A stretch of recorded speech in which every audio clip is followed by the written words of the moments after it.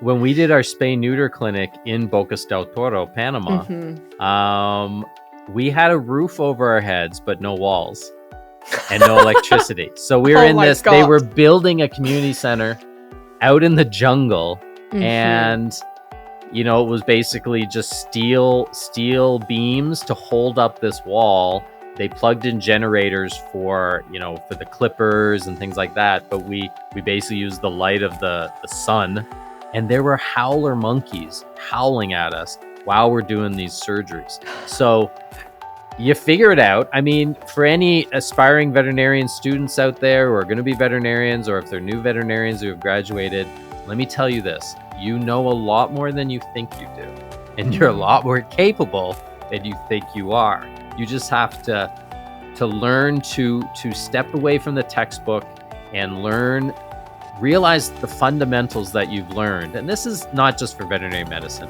This is for so many trades and skills and careers. Welcome to the Purple Stars podcast, the place where every life story and paw print has the power to touch your heart and inspire meaningful change. I'm Sarah Herzl, your host, a coach for health and mindset, a founder, an author, and above all, an animal lover. In this podcast, we bring together guests who share a deep love for our furry companions and offer unique perspectives on life and the life lessons they have learned from animals. If you're an animal lover who is eager to grow personally, this is precisely where you belong. Hi, everyone. Welcome back to the Purple Stars podcast. My name is Sarah. I'm your host, and today's guest is a veterinarian, animal advocate, podcast host, and he has dedicated his life to saving animals around the entire world. Get ready for some really heartwarming, unforgettable stories that will inspire and amaze you. Please welcome Dr. Cliff Redford. Hey, thanks for having me. Cliff, I already mentioned earlier, I listened to the BBC podcast, and when I heard you talking, literally that was the first second I was like, we need to have this man on the show. And when you got back to us, I was so excited, and I loved the preparation for every episode, but particularly for this one, because I couldn't stop prepping because there were so many things. I was like, oh my God, and this documentary and the podcast and this mission and that mission. So I'm just so glad you're here today and that we got to dive into like some of your adventures. And maybe, Cliff, for those who don't know you yet, could you share a little bit about your journey and particularly what has led you to your passion and also to helping animals around the entire world?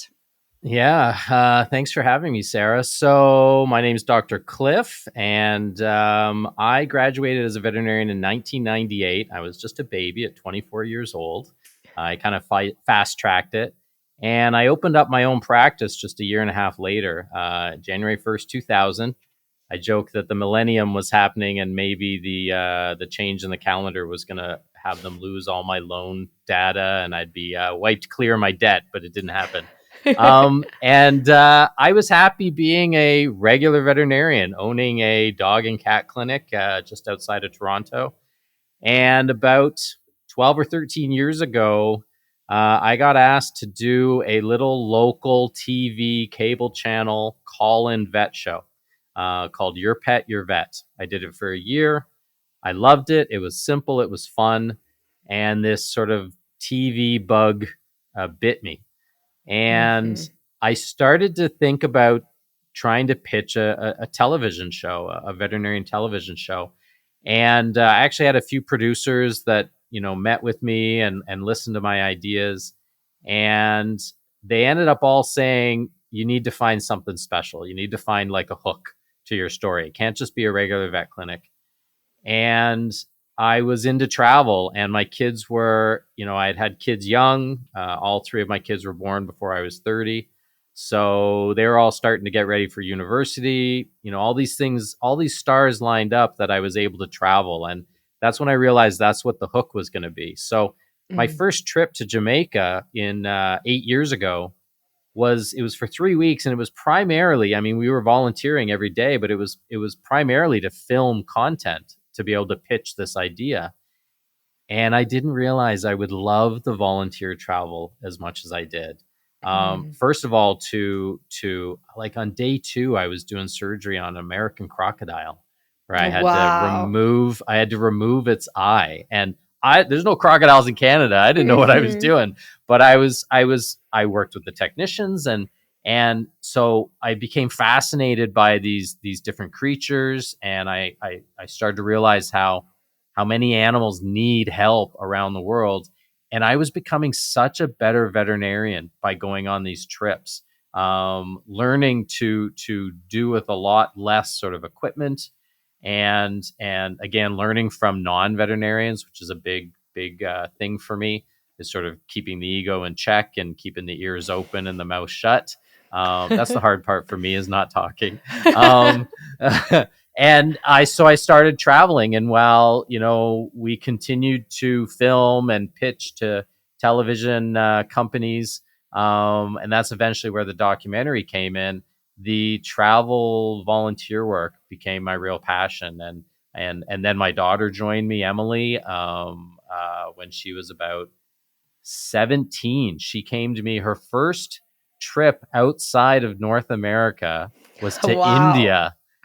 India. Like, talk about and not like New Delhi, where we were vacationing. We went to the city of Hyderabad, Mhm. which no one knows where it is because no tourists go there. And we basically just worked, and she helped me do surgery on a monkey. Like crazy things. So it has become my passion, and it makes me a better vet and a better person and a better father, especially with my daughter joining me, and sometimes my two boys join me. I love it, and I'm gonna do it forever.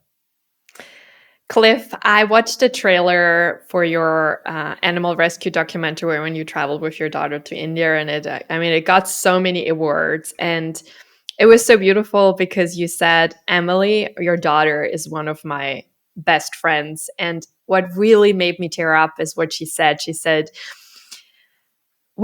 all we can do is our best. And to me, it feels we're doing the right thing. And at least for me, I feel where I am supposed to be.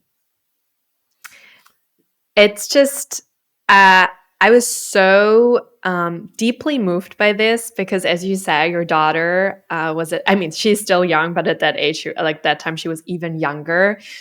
But to feel so deeply connected to one's purpose at such a young age, and also that you guided her towards that, even if it wasn't intentionally.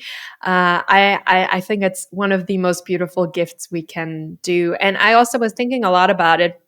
But I think when we are living our purpose, that's when we, open the doors for other people to find their purpose the most. So I was like, oh, it's actually kind of an obvious, like, cycle that's happening like that.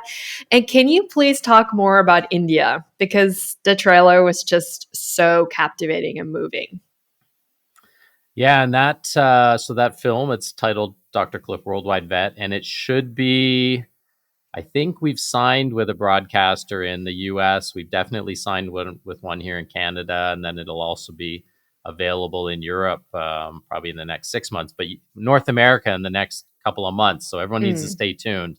so And if excited. a lot of people watch it and they like it, the channels, the broadcasters have said, then they'll be interested in a TV series, which would be Oh my fantastic. God. But Awesome. so the film, it takes place during our second trip to India, which was during the fall of 22, 2.5 years ago, and specifically during the time of Diwali, the Festival of Lights.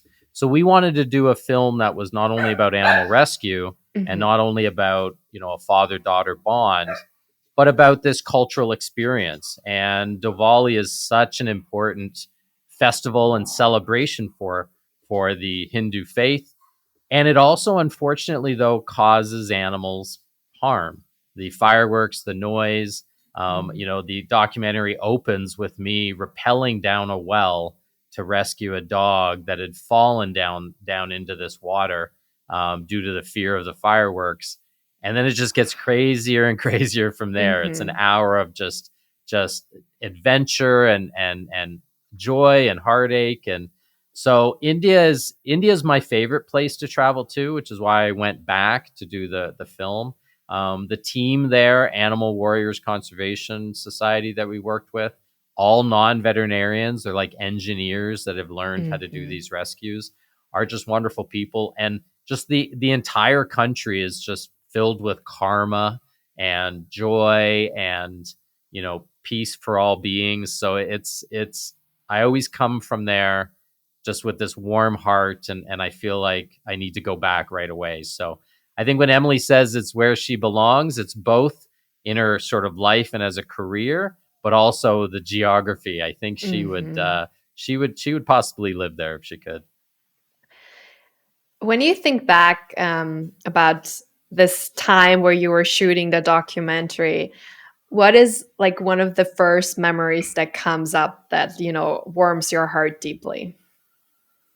Yeah. Oh, that's a tough one. I think, a big thing there was, and it was a lesson. It was a lesson which I learned over and over and over again, that even though I'm a veterinarian, I need to trust and lean on these non-veterinarians or these other animal rescuers. There's a scene in the trailer, so I'm not giving anything away, where we rescue a pigeon. I And saw that. Pradeep, who's the head of Animal Warriors, is holding this pigeon, and he's like, get me a teacup to fill with water. And I'm thinking, there's no way this pigeon's gonna drink this water. And I even say, you really think he's gonna drink water? And sure enough, right on cue, the thing sticks its face in the little teacup of water and starts gulping it down. And that was, probably the 100th lesson in my volunteer career, and there'll be more, and there have been more, to trust in other people. And I'm good at surgery, and I'm good at rappelling down into wells and doing crazy stuff like that. But when it comes to the animal whispering side of it, there's some other people with gifts that I could learn from. So that is something that really reminds me of how beautiful those people are, and what an amazing time we had. I think it's a very universal lesson to be open to learn from anyone and anything, whether it's a young child or a book or a podcast or our neighbor or someone, as you said, working with us on a mission and coming from a different background, because we are we limit ourselves a lot if we think we know it all or someone else doesn't know it quite well as we do. And I do think like one of the biggest gifts we can give to ourselves, but also to others, is to be open to receiving new knowledge and new inputs and also new inspiration. You just mentioned India, but you have traveled to so many places, like, Greece during wildfire season, and you already mentioned Jamaica, Egypt, Panama, and also you spend 1 day a week volunteering with local wildlife rescue. Was there one specific moment? I mean, you already mentioned when you were in Jamaica that, you loved it way more than you thought. But other than that, was there another moment where you realized your calling is going way beyond running your hospital and helping animals in your own region? Yeah, I don't know if there's one specific moment that sort of has brought that to my attention. It's a little bit of all of it. Like, for example, with me volunteering at Shades of Hope, which is the wildlife rehabber just north of our city, and yes, I'm there once a week. Right now, it's every Thursday, and it's this massive facility, but with essentially no veterinarians, because vets are busy, and I just, things are I'm busy too, but for whatever reason, I have a place in my life where I can find the time. I only plan to volunteer there for 6 months. I started there shortly after Jamaica to learn about wildlife medicine, because although I graduated and am licensed to do anything and everything, I'm a cat and dog vet, and I'm a very good cat and dog vet, but I needed experience because I knew I'd be doing these other trips, and what if I find another crocodile or something, Yeah. or birds, like completely different birds. Well, I've been there now for almost 7 years, and it's because of these amazing experiences, doing surgery on a monkey in India, a rhesus monkey, multiple surgeries because of complications, or a giant fruit bat, or Wow. when we went to Panama, we were asked to come to Panama to work with the Bocas del Toro turtle conservation group on the island of Bocas del Toro.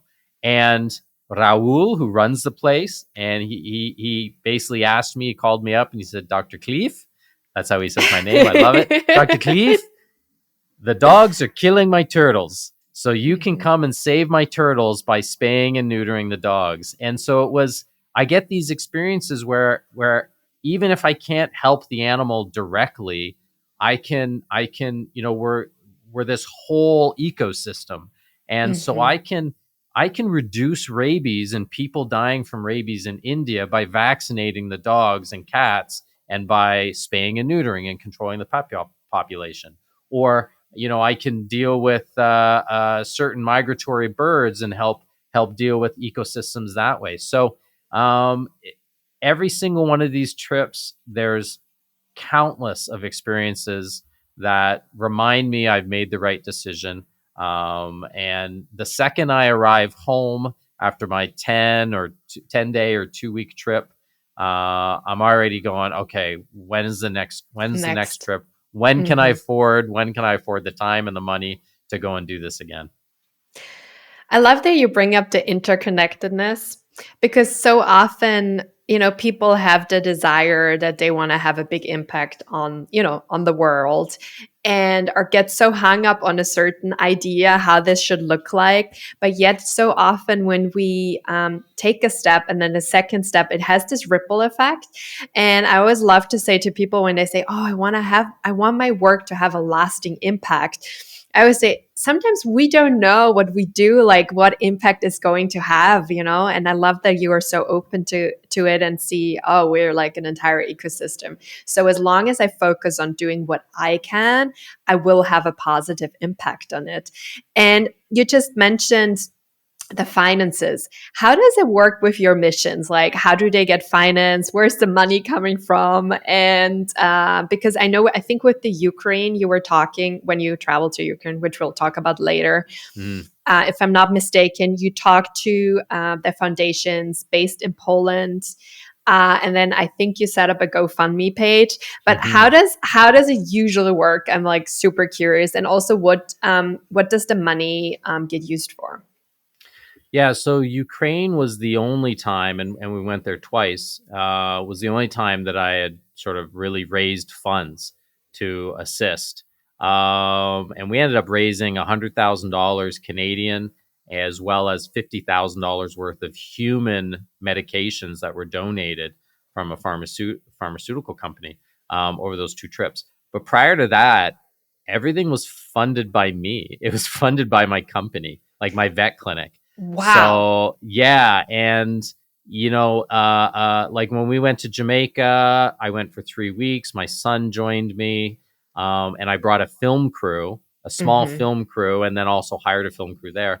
Well, the film crew, the 4 Canadians that came with me, were all graduates. They had just graduated from film school, and I basically said, I can't afford to pay you, but I will pay for your trip to Jamaica, and you can have all the beer and pizza you want. And they were very excited. They were very excited to take me up on that offer, and we all had a great time. But I cover it myself, and which is why which is why after 27 years, I still have a business debt. Things like that, and even the documentary that we did in India, I financed that 100% on my own.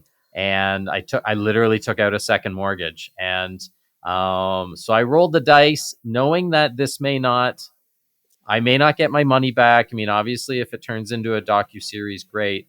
But as far as the film being bought by Canadian and American broadcaster and overseas, it hasn't even put a dent in what it cost me. And we did it on a very good budget, and with award-winning videographers and sound techs and editors and the whole bit. It's a very good film, but I can't take it with me. My kids, know that the will has been stripped dry, so to speak. They don't care. They see that I'm happy, and we just love doing it. So yeah, other than Ukraine, it's basically been the Bank of Cliff.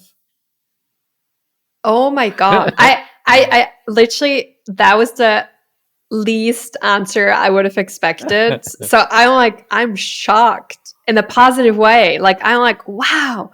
Okay, Cliff, now comes the really important question. How can people support you? Because I'm like, we want to go, we want you to go on many missions. I don't know. For some reason, I thought you probably worked with each mission together with a certain foundation.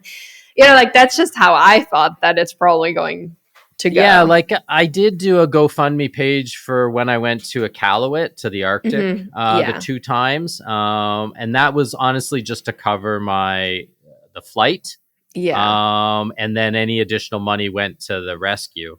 I mean, how can people support me? They can, obviously follow me on Instagram at drcliff, Worldwide Vet. Listen to my podcast, Vet Life with Dr. Cliff.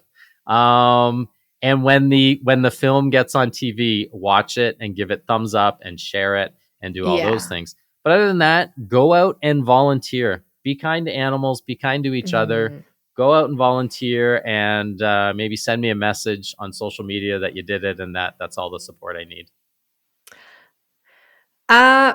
You were just showing for like so many reasons why I really wanted you on the show. It's just, it's, first of all, I want to say it's so beautiful that you have such a kind heart and such a kind soul. And also that your family is so supportive of it. It's, the world needs definitely more people like you. And I'm so sure it will pay off. And I don't even mean the financial part, but like just, like inspiring more people to be kind, inspiring more people to give without expecting something in return, and inspiring more people to remember that we are interconnected and that it's important that we all, do whatever we can to contribute.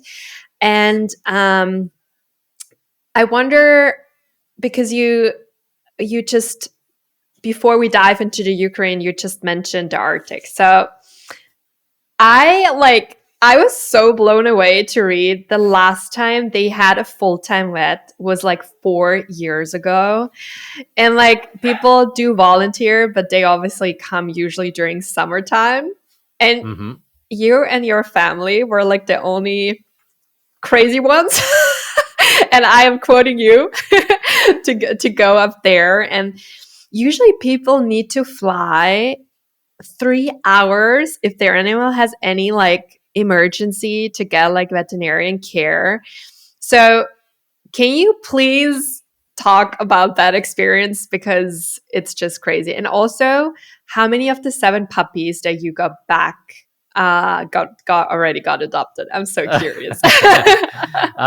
Yeah, so Iqaluit, after India, and over the years we've been saying, hey, it'd be really nice to do some sort of remote First Nations community here in Canada, something that's in Canada but is a little bit again adventurous and like a cultural experience for us, because that's very important for me when I travel. And one of my clients had reached out to me and said, hey, there's this shelter in Iqaluit, which is the capital community of the territory of Nunavut. It's right by the Arctic Circle. There are times where there's only a few hours of sunlight during the day in the wintertime. So it's very, very remote. And I thought, what is more remote than the Arctic North? So of course we're going to go. And so my daughter joined me, my son joined me, and we flew up there, and we had to drive to Ottawa and then there's only one plane from Ottawa up to Iqaluit, but it's a real plane, like it's a big plane, because it has a lot of cargo on it. And when we got there, it was like landing in the planet of Hoth from Empire Strikes Back, where it's all snow and ice and no trees. And when we landed, it was bright because it was about 1:00 in the afternoon. So the sun was, I don't want to say it was overhead of us, because that's not how the sun works there. It barely comes up above the horizon, rests there for a few hours, and then disappears. But when there is sunlight, everything is this beautiful blue and white, and the Arctic Ocean was frozen. And so it's Wow. this amazingly gorgeous, like, different planet. Now it's cold. It's -40, which is both -40 Celsius and Fahrenheit. It is quite cold. But Quite cold. it is quite cold. But the people are amazing, and yeah, they have this vet clinic that used to have a veterinarian that had moved up there and started her own practice, and then due to life changes left, Mhm. and they didn't know what to do with it, and they had no vet. So there are 7,000 people in this community, most of them with regular cats and dogs. We're not talking about sled dogs here. I mean, there are sled dogs, but like if you go up there to work and you have a Yorkshire Terrier, you're going to take your Yorkie with you. Mhm. So all of these, we were doing, the regular stuff, spays and neuters and vaccines, but we were doing like bladder stone removal on dogs that had Wow. been having bladder infections for Mhm. months, and there was no one to treat them, and they couldn't afford the $3,000 bill to fly him down to the emergency hospital in Ottawa. So boy, did they appreciate us going up there, so much so that they begged for us to go back again in January when none of the other vets would go. I think they're missing out. Like they're missing out. The Northern Lights are spectacular in the wintertime, and you don't have to worry about mosquitoes. And you basically you work all day inside, and then you either go to the movie theater, which they have a movie theater and a couple of restaurants, or you go to this place called New Brew, Nubrew. New is the Nunavut designation. It is the most northern North American brewery. So that's what we would do. We would work really hard, and then we'd go to the brewery and lose at trivia night, and then go back to work the next day. And it's fun. We're probably going to be doing it nonstop. And as far as the 7 puppies, they all found homes within a week. Yeah, that's what I thought. They were so cute. It was funny. So I've been, I reach out to a lot of media, and there's a lot of TV shows that I've been on regularly. But there's a lot of talk shows that I've struggled to get on. And I had told them, hey, I'm going to Iqaluit. When I get back, I'd love to be on, talk about my adventures, talk about this charity that's up there. And a lot of them weren't interested until I then sent a message saying I'm bringing 7 puppies home. Well, then I got What a so catch. many. Everybody was, well, we want the puppy. Can you bring some puppies? Can you bring some puppies? And I mean, they stole the show. So I get it. And it helped us find homes for the puppies and raise a lot of money for that charity. So we're very pleased. Oh, that's so beautiful. Yeah, those puppies were so cute. I figured So they'd cute. probably have a forever home like super fast. And what would you say was one of the biggest lessons the time up there taught you? Yeah, one of the biggest lessons. Talk about bladder stones. This is a lesson where I go with my gut. So we had they're limited in the equipment that they have. And the first time we went up, no X-ray machine. Second time we went up, they had an X-ray machine, but it wasn't very good. It was so bad that we X-rayed a dog, like a 25-pound dog, and we X-rayed a cat that we expected had bladder stones, and we couldn't tell. Like, just the X-ray was fuzzy. It could tell you if the bones were intact. That's about it. So that's something they're working on, and that's where some of the money went for them to get a new machine. I ended up talking the owners into letting me do bladder surgery in hopes that there's bladder stones, because I was pretty confident, and I basically said to them, look, your dog or your cat's been having this problem on and off, and a vet will come up and then give antibiotics, and it goes away for a couple of weeks, and then the blood and the urine comes back, or the symptoms come back. I need to go in. I think there's stones. And if there aren't, I can biopsy the bladder wall. I can diagnose another problem. Like, I can get more information, but then we know once and for all. Thank God they had stones, because although it would have been valuable still doing the exploratory, I mean, we all went in there looking for stones, and we found stones, and now we can make sure that they don't return. So that was one thing. Like, go with your gut, take that chance, and the animals appreciated it. That was actually one of the questions I was asking myself going through all your missions, I was like, how do you work with like never knowing what the resources are, what the tools are, what the conditions are, like who is there to help? And then also, I mean, you said, you know, sometimes it's a crocodile, sometimes it's a bird, sometimes whatever it is. So how do you manage besides your gut coming up with solutions, but also actually with the mindset of whatever situation will be, you will be able to come up with the appropriate solution, even if you're very limited, whether it's, you know, like, because, okay, where you were, their x-ray machine wasn't that great, but at least you were in a building. What I saw, what you did in India, I mean, like, that was like literally, I wouldn't even consider it as a table where the dog was on it and it was like an open air. I was like, how the heck does that work? When we did our spay neuter clinic in Bocas del Toro, Panama, we had a roof over our heads, but no walls and no electricity. So we were in this, God. They were building a community center out in the jungle. And, you know, it was basically just steel beams to hold up this wall. They plugged in generators for, you know, for the clippers and things like that. But we basically used the light of the sun. And there were howler monkeys howling at us while we're doing these surgeries. So you figure it out. I mean, for any aspiring veterinarian students out there who are going to be veterinarians, or if they're new veterinarians who have graduated, let me tell you this. You know a lot more than you think you do. And you're a lot more capable than you think you are. You just have to learn to step away from the textbook and realize the fundamentals that you've learned. And this is not just for veterinary medicine. This is for so many trades and skills and careers. The fundamentals that you've learned are there for a reason, and they will help you navigate those unusual situations. So, and as far as how do I do it, like I pardon the pun, I vet the charities that I'm going to go work for. I make sure there's a need. I make sure that I'm going to be busy because I don't like to vacation when I go up there or over there. And I do make sure that the infrastructure is in place, that there is some sort of assistance.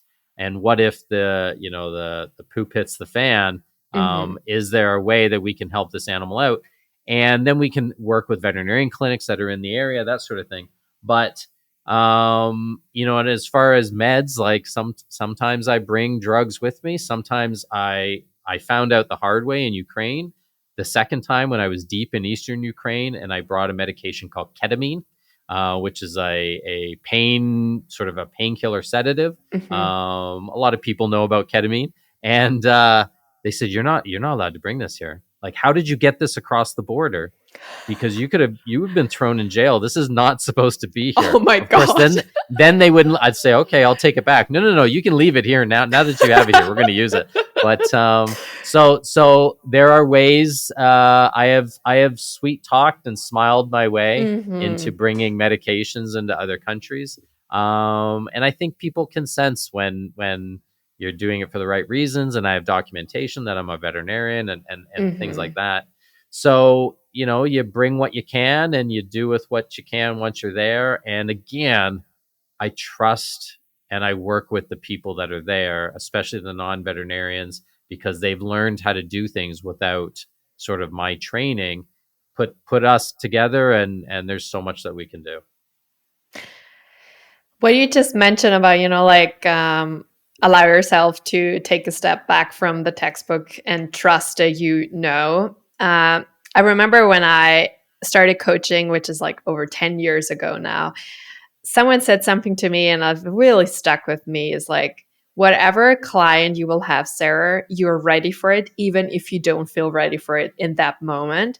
So whenever I'm in a challenging situation, I always remind myself, you know what?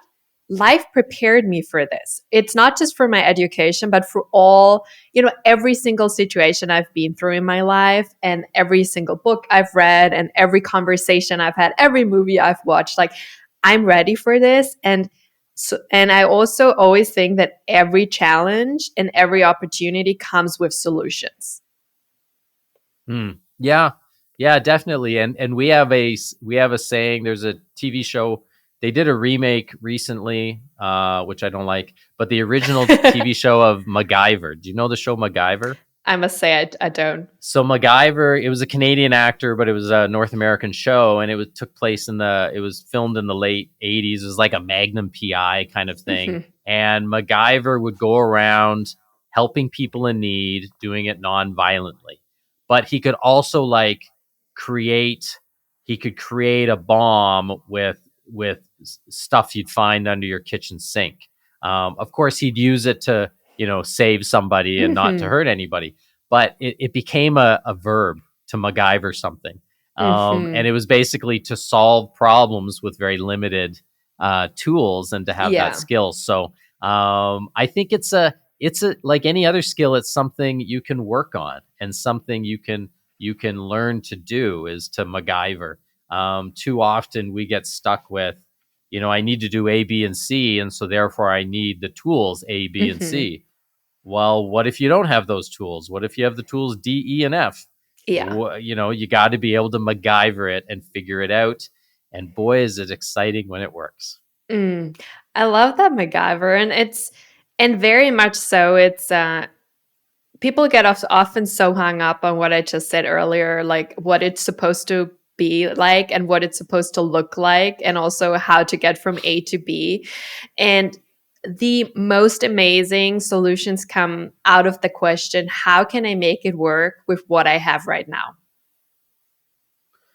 Yeah, yeah, you have to. And I mean, as far as being a veterinarian, especially being a surgeon, Hmm. um, a spay or a neuter is routine. It's not an easy surgery. Like a spay surgery is an ovariohysterectomy. You're taking out organs. It's a Hmm. very skill intense surgery, but it's routine in the sense of all of them are the same.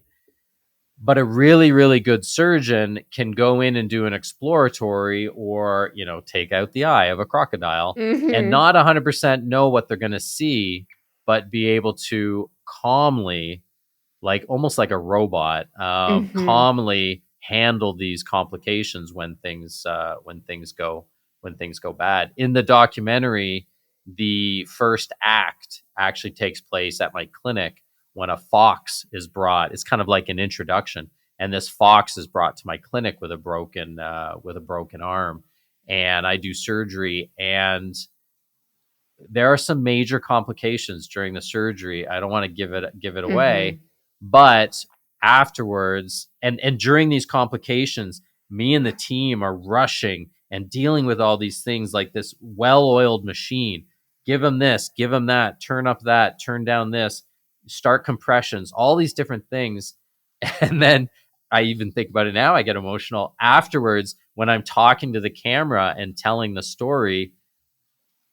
Like we all broke down, like we all started Hmm. crying after this procedure, and it's because we'd held it in, and we're able to be sort of super focused on the task, and then later on allow emotions to kick in. So emotions are wonderful, and it's great to feel passion and sadness and joy. But another skill that I think we all need to know is when it's needed, you need to be able to turn that off Hmm. and get from A to B, solve that problem, even if it's not fair and not the way you want it to be.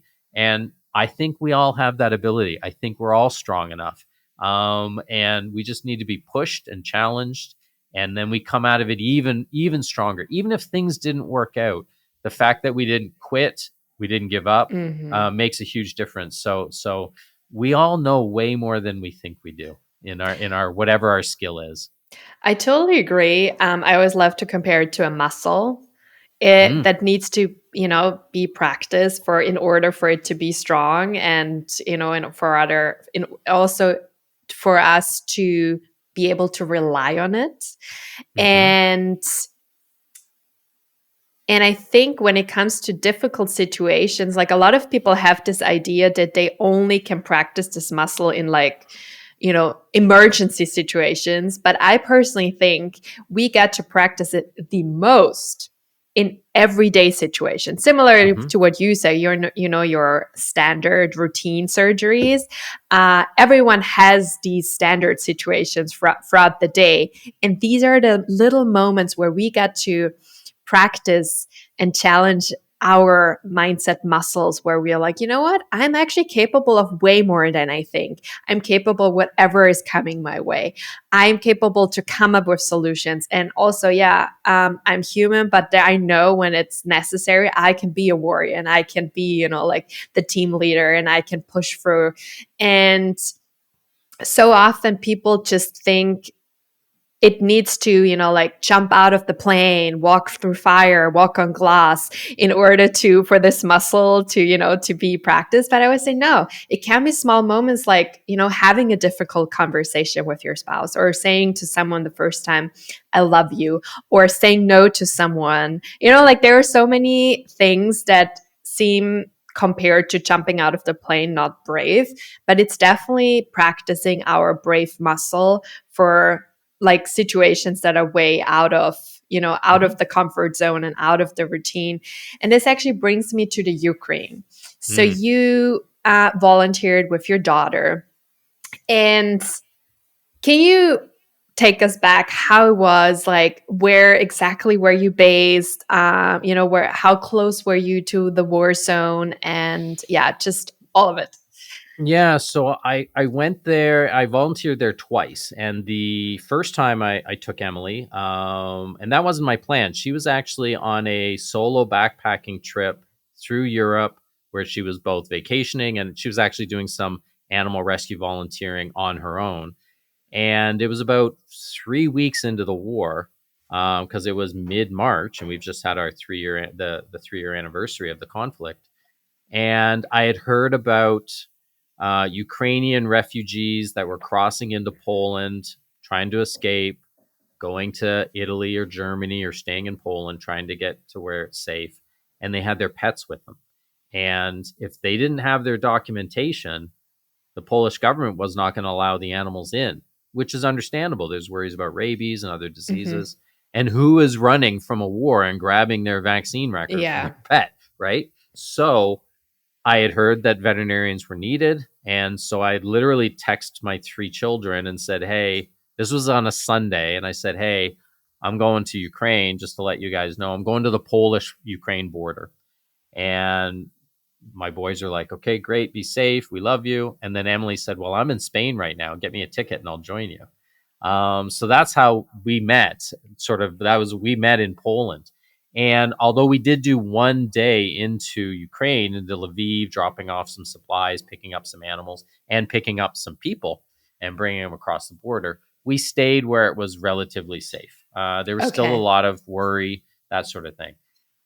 But that day in Ukraine, I really fell in love with the people and really started to recognize sort of the conflict that they were escaping from. And when I got back, I started to watch the news. I couldn't watch the news when I was there. I don't speak Polish, and they didn't have anything in English. So I Hmm. really started to see some images that upset me. And so I decided in the summertime to go back. And this time I didn't go with my daughter for obvious reasons, because I went into Kharkiv, which Hmm. is far Eastern Europe. And through my connections that I'd made, you land in Poland, you cross the border on a sort of a bus that a buddy of mine was driving, and then I ended up working in Kharkiv with this group, Animal Rescue Kharkiv, and we went into the war zone. Like we went into the Donbass region, a bunch of names I can't remember how to say them, but like we had to wear the vests, we had to wear the helmets. There's at one point we stopped for to put our vests on when we were getting close, and I went to around the corner of this abandoned building to use the washroom, and they basically yelled at me and said, "Don't step on the grass. There might be mines." So it was scary, and when I was working in this clinic where the veterinarian had left and then left the keys available for this animal rescue group, I'm doing surgery and the clinic shakes constantly because there are missiles landing within 5 kilometers, or let's say 3 miles or 2 miles, we started calling it Russian thunder, and it would shake like a subway train was going underneath it, and it got scary. There was a time where a missile landed a couple hundred meters from my apartment, while I was being an idiot filming out the window because I had heard the explosions before. I waited a while. I thought it was safe, and I was like, "Oh my God, there's all these explosions and a noise," and then bang, this happens again. So it was dangerous. It was it was uplifting. There was this one scene that is important to me that I share. We're in the war zone. We do that day where we need permission from the army to go in, and we're dropping off human medication and dog medication and picking up people and picking up animals. And I can hear the missiles on either side. Like, I can hear within 3 miles of me explosions, and it's coming from the Russian forces, if you kind of understand the geography. And then a minute later, you hear it on the other side. So the Ukrainian alliance forces fighting back. And then I'm going to get emotional. And then I hear children laughing. And so I go around the corner to look, and there's these like 8 or 9 kids between the ages of 6 and 10 playing in this playground, laughing and kicking the soccer ball and going down the slide, and not wearing any safety gear. I'm dressed up because I'm frightened and I'm trying to be safe. And it was such a beautiful but also tragic scene. Beautiful that these kids had adapted and learned to live their life, and learned to still be children, but still so sad that they had to, that they had to deal with this. So it's no surprise that after that trip, when I got back, is when I decided to take a second mortgage out of my house and do this film that I had always wanted to do, because I just realized, life is short and there are things that are more important than just paying bills. Pardon me. And it was a trip that changed me forever. And I am so sad to what they're having to go through. And right now, my friends in Kharkiv are under siege, and somehow this conflict has to end without getting political. I just want everyone to be safe. But I mean, the bravery of these people to be doing this for 3 years to rescue animals, and to be working with the military, alongside the military, is just such an amazing, rewarding experience to have gotten to know them. Thank you so much for sharing this. I wonder, how do you process when you go on missions like this? Because there are, I can imagine, lots of different pictures in each mission. There's something different, but how do you process all of that, and in a healthy way for you to, be able to keep doing what you're doing without it being too much on your own heart? Yeah. It was actually my daughter that, back before Jamaica, so she would have been, like 15, 14. And she had got me into journaling, or she calls it writing in a diary. But I think men call it journaling. But I had been journaling a little bit, and I started to write my experiences in Jamaica. And there were some very emotional and traumatic experiences in Jamaica as well. Some animals that we lost, and some difficulties that we had. So it doesn't always work out.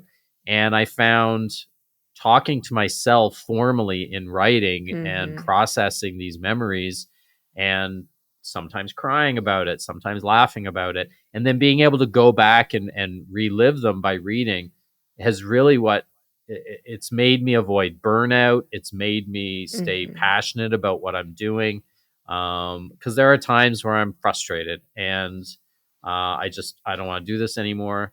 And then I remember these good times, and not to have a shameless segue, but it's why I ended up writing a book, because I had these amazing stories that I wanted to share with people, and talk about being therapeutic. I mean, it took me years, 4 years, to write 100,000 words, which is like 330 pages.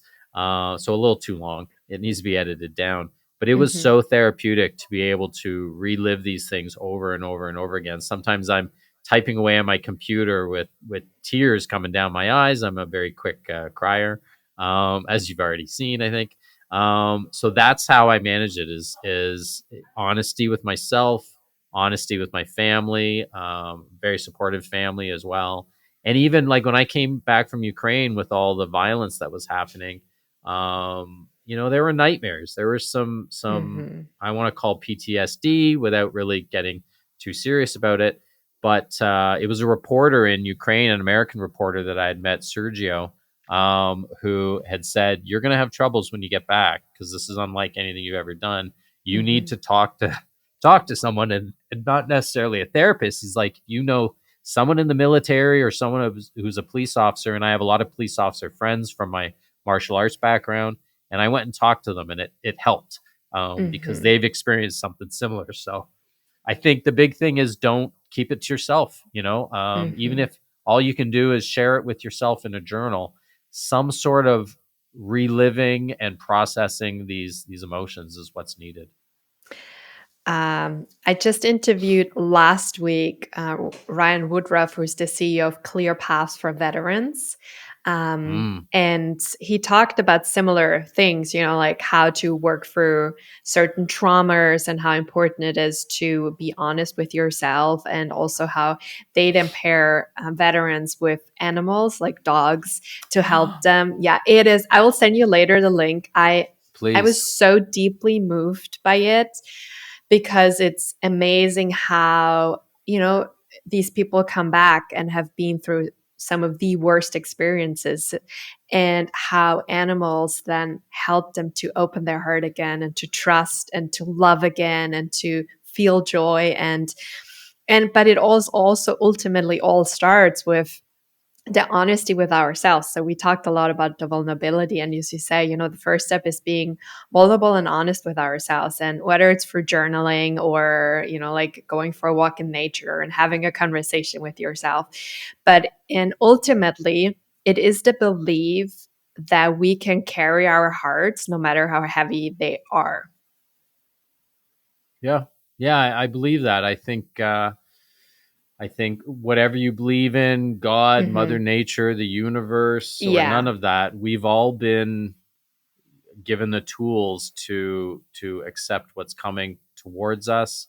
And again, we're all a lot smarter and more Hmm. capable and stronger than we think we are. And even if we seek out that challenge, or that challenge is thrown upon us, and it doesn't end up the way we wanted it to, that we quote unquote fail, um, it's the attempt, I think, that's important, Hmm. and that honest attempt and learning from it, and it'll make you stronger emotionally, physically, spiritually, intellectually, everything. So, we're always here to learn and improve and enjoy life, and be kind to animals, of course. Hmm.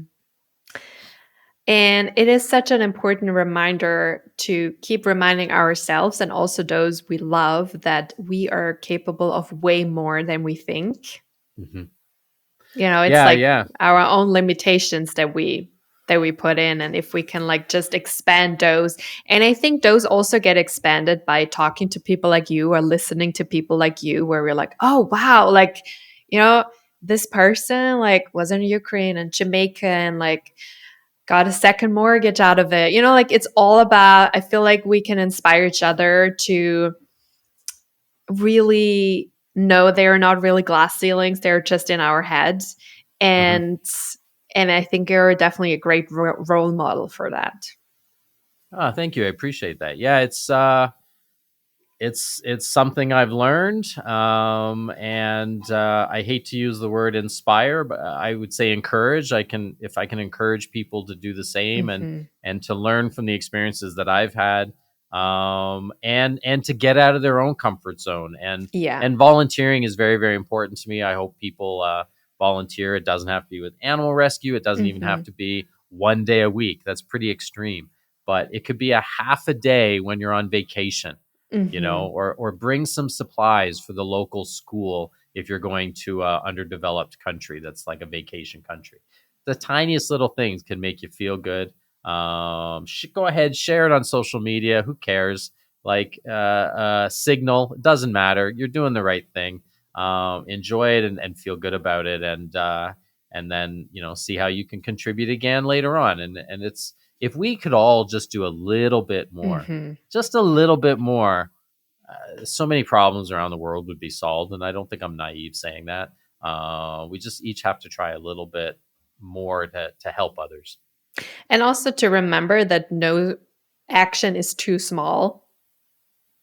Yeah. Because I think a lot of people are, have this, they think of you traveling, to another country, going with your family. And so often, when we compare that to what we could do in our daily lives, they think, oh, like whatever I'm doing, like, is it really like worth it, or it's too small? But I always feel whatever we are doing, nothing is too small, because your actions, my actions, the neighbor's actions, the listener's actions, they all like add up. And that's really what matters. It's like, like bringing it together and not just individual actions.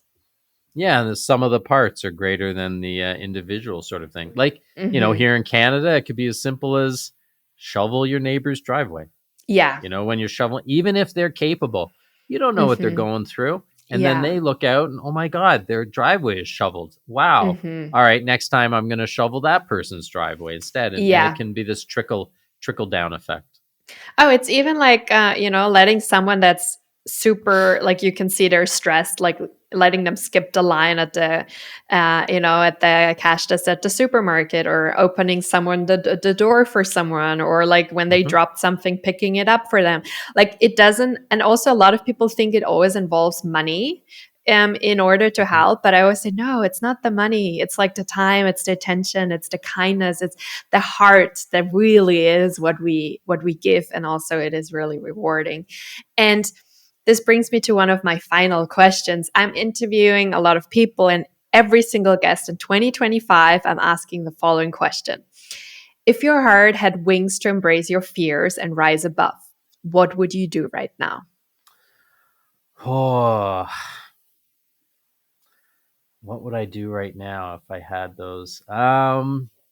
That's a tough one, because this is going to sound so awful. I'm really happy with what I'm doing. Like, I love that. I would like to do this travel more. I would like to, I'd like to get better at speaking Greek. I'm learning how to speak Greek, to communicate with my wife's family.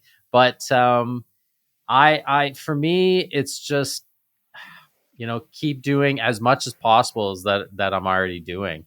I think if I could do a little bit of more work teaching students, like right before this interview, I was doing a Zoom webinar with veterinarian students at St. George University in Cayman Islands, about the things I've learned while volunteering. So if I had the time and the money, I would definitely, I would spend some time teaching, like more formally, teaching students, future veterinarians. Yeah, I would just keep doing what I'm doing, but I'm not jumping out of an airplane. I did that once. I'm afraid of heights. I'm never doing that again. It's so interesting. A lot of my guests have a very similar answer, that whatever they are not doing is not because fear is holding them back. It's usually time. Yeah. And I do think the reason why people that are on my podcast give similar answers is because most of the time I have people on the podcast that have the courage to be themselves, the courage to go for what they want, and also the courage to sit in discomfort. Yeah. And I think, my daughter had talked about on the documentary about being at the place she was meant to be. This was something I figured out when I was finishing off my book, that I am so blessed because I have found my calling, not just veterinarian medicine, but this volunteer travel. But it's also something that I'm good at. And it took me 51 years to find what my calling in life is. And thank God, like most people don't find it. So I feel Mhm. very blessed and at ease and content with that because I know what my future holds.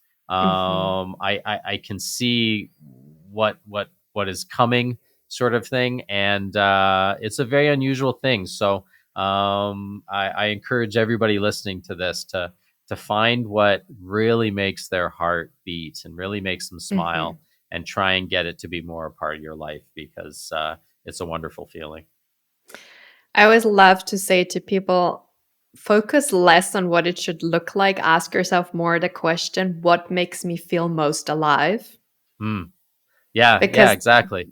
that's usually also journal about it. But Yeah, that's yeah. usually the question that gets us out of our head and into our heart.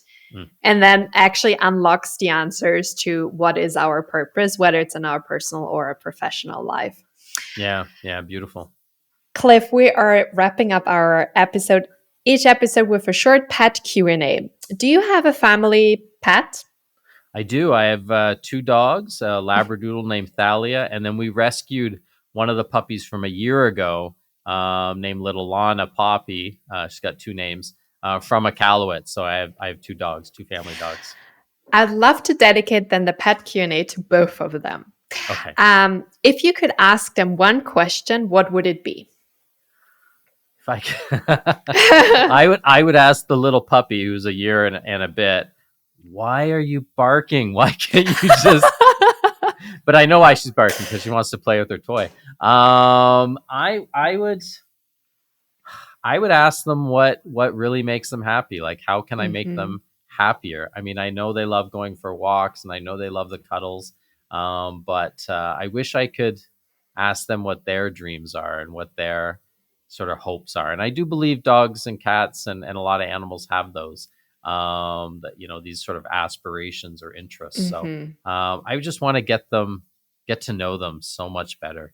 Not being able to truly communicate with them. Though Thalia, our Labradoodle, I think she really understands us and seems to communicate with her grumbles and her eyes and her eyebrows and Mm. whatnot. But yeah, I wouldn't be able to stick to one question. It'd be It forever would be a talking whole with them. conversation. It'd be forever talking with them. And what is one of the embarrassing things they're doing? What is one of the embarrassing things? Thalia, the Labradoodle, likes to eat my wife's underwear and swallows. So we, as a She veterinarian, swallows it? she swallows them. So there'll be a common time where we'll be like, she's not eating her food regularly. Like, there's something going on. And we're like, are you missing a pair of underwear or a sock? Oh my And God. usually 2 or 3 days later, she'll either throw it up, or every once in a while I've seen her pass it, which is very awkward because I'll see her from out my window into the backyard, and she's kind of walking around with this pair of underwear hanging from her bum. And she's looking up at the window saying, please help me, but don't come down here because I'm embarrassed. So I have to rush out there, and we don't look at each other in the eye. And we just sort of just like, it's okay. I'm a doctor. I'm staying professional. But This is hilarious. the most, she is the most amazing, well-behaved dog, except for when it comes to that. Oh my God, this is hilarious. And what is one of the many reasons you're grateful for them? Oh boy, one of the many reasons. They greet me when I come home like my children did when my kids were toddlers. The two of Aw. them, I sit down on the step to take off my shoes, and the little one leaps in the air and jumps on my lap. And the big one, she runs over, Thalia, the Labradoodle, and she usually spin her bum around to me because I give her these sort of hip flexor massages because she has these hip flexor injuries. And she loves her bum massages. So I come home from a rough day or a stressful time, and it all melts away. So I'm so grateful for that. Pets or animals are just the best. They're the best. That's why I'm a veterinarian and not a human doctor. I was about to say better. that's probably one of the reasons. 100%. I like people. I love animals. Very good way to put it. I love that quote.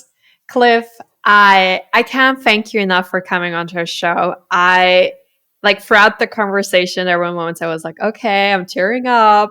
Like it's just everything you said really deeply landed within, like, in my heart and also actually in my soul. And I'm so grateful that you inspire the world to be kind and to go, go after what you believe in, beyond money. And, like just, and know that you are capable of more than you think you are. 100%. Yeah, I want everyone to go out there and chase their passions and find their calling. And I bet you their calling they're really good at. So they'll be blessed like I will be. Thank you so much for My being on our pleasure. show. Thank you very much, Sarah. It's a wrap for today, everyone. If you loved this conversation as much as we did, please share it with your family and friends. And don't forget to check out the show notes with all the links to connect with Dr. Cliff. And we see you next Wednesday.